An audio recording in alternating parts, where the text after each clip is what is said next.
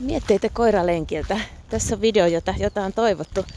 Eli miten me voidaan käyttää 3D:tä eli aistein havaittavaa maailmaa hyödyksi, kun me manifestoidaan.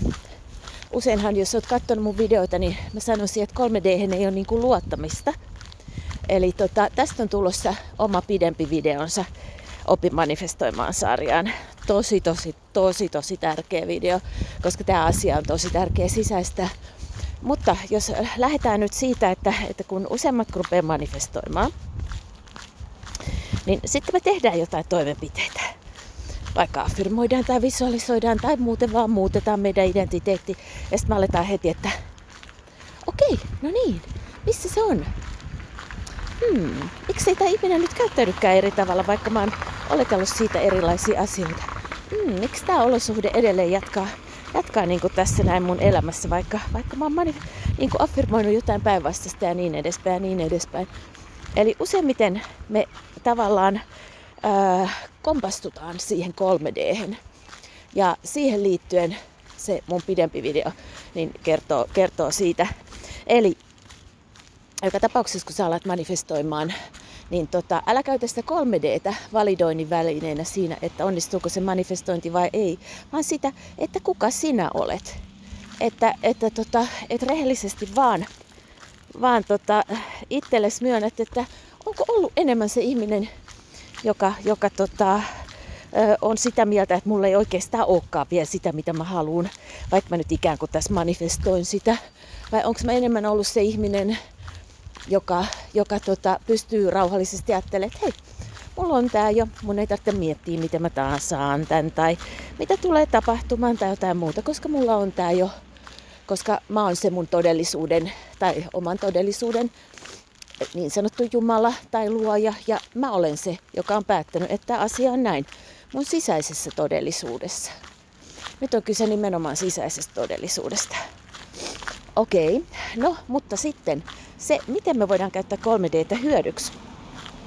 Tästä mulla on varmaan jossain mun rakkauden manifestointivideossa enemmänkin, mutta sillä tavalla, että mitä enemmän me aletaan huomata korrelaatiota sen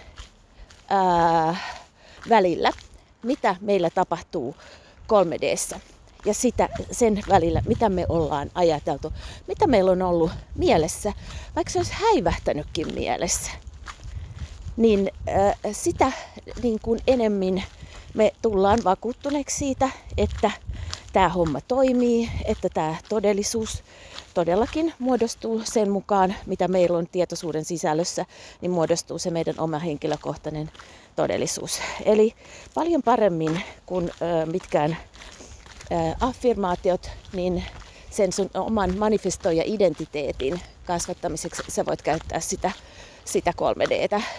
Ja siellä havaittuja heijastuksia. Ja todellakin se kannattaa ulottaa ihan kaikkeen. Eli ei sillä lailla, että jos sä manifestoit vaikka rakkautta tai SP:tä, että sit sä niin kuin, tavallaan olet sokea sille kaikelle muulle, mitä tavallaan muissa aihepiireissä tapahtuu siellä 3D:ssä ja jotka korrelois siihen, että mitä sulla on tietoisuudessa ollut.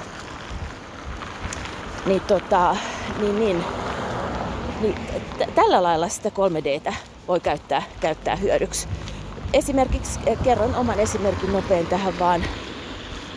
Mä katsoin eilen yhtä sellaista livestreamia, missä oli yksi ruotsalainen laulaja ja sitten hän mainitsi tällaisen bändin, mistä mä en ole koskaan kuullutkaan ja sanoi, että kun hän lauloi siinä, niin näin. Ja sitten kun mä menen seuraavana päivänä mun Instagram-storeihin, yksi mun ruotsalaisen ystävän Instagram-storeihin, ja hän oli ollut keikalla, jossa soitti tämä bändi. Niin mikä on todennäköisyys tälle? Eli kaikki tällaiset ihan randomkin niistä sanotaan heijastuksiksi, tällaiset random heijastukset, niin ne kannattaa tosiaankin panna merkille, niin sä huomaat sen, että kuinka paljon tää sua ympäröivä todellisuus, aisteen havaittava todellisuus, sun elämä oikeasti heijastelee sitä, mitä sä siellä sun omassa päässäsi ajattelet.